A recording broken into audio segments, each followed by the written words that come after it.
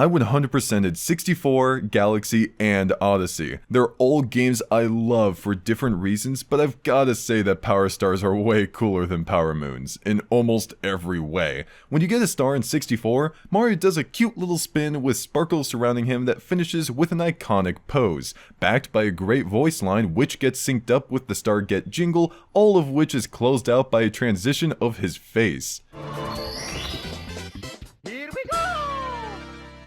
Dopamine spikes like that should be illegal. It's too charming and addicting. In Galaxy, the star spins around Mario until he's like, get over here, and shows you what you earned, backed by a lot of shiny sparkles, and another great voice line, which gets synced up with a different Star Get jingle, which admittedly I don't find to be as charming, but hey, it'll do.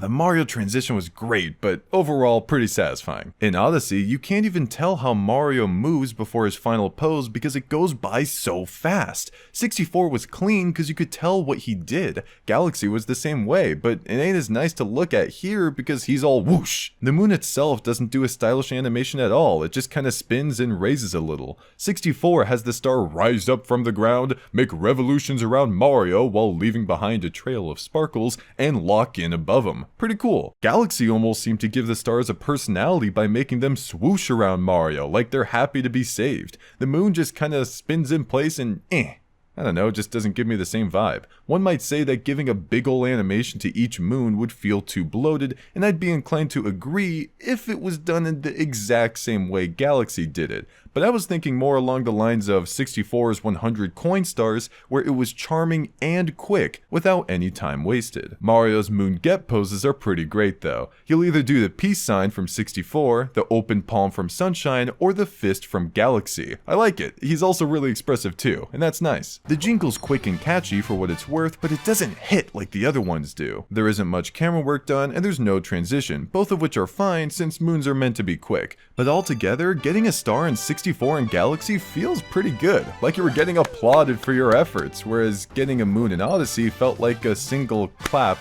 of appreciation. Design-wise, both look super. I prefer the star's shape, but the moon has different color variations. I only wish they actually went full throttle with this idea, since some places don't have different colored moons for some reason, and the colors for the ones that do feel kinda random. Why green for the Sand Kingdom? Why blue for the Wooded one? I'm sure if we racked our brains long enough, then we could come up with a reason for each one, like, oh, it's blue in the Wooded Kingdom 'cause water?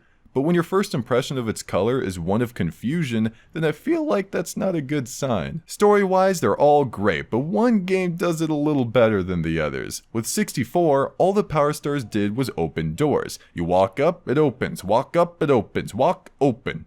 It's great. In Odyssey, there's this slick animation of all your moons pouring into the Odyssey and making your sail more full. It's also great. In Galaxy, the stars fueled the Comet Observatory for intergalactic travel. 100 moons from Odyssey probably had half the power of a single star from Galaxy. That's not an actual criticism, I just think it's funny. Then we get these grand stars from Galaxy, which just boom, right into the core of the Comet Observatory. You feel that. It also lights up part of the place too, which is neat. Then we've got the multi-moons, whose cutscenes are actually really fun and charming. Mario and Cappy are so happy just floating and spinning around the prize. There's sparkles everywhere, the music's bumping, and Mario lets out an excited hurrah for a job well done.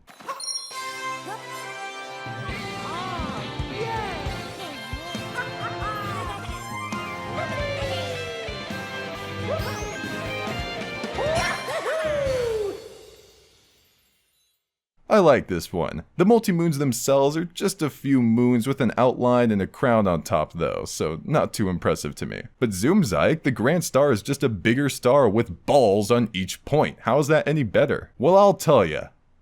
Someday. You've probably noticed by now that I haven't talked much about the shine sprites from Sunshine. Frankly, I feel like involving them would be kind of unfair. You know the Meta Knight vs Ganondorf matchup in Brawl? Yeah, kinda like that. When you get a shine sprite in Sunshine, a beautiful chime plays before the actual cutscene, which has Mario just admiring the beauty before snatching it, doing a little spin, and displaying it for all to see. The camera work here is great. It starts out with you looking up at the shine sprite just like Mario is, before zooming out to make room and finally doing a small bump in sync with the end of the tropical jingle that's closed off with yet another great voice line.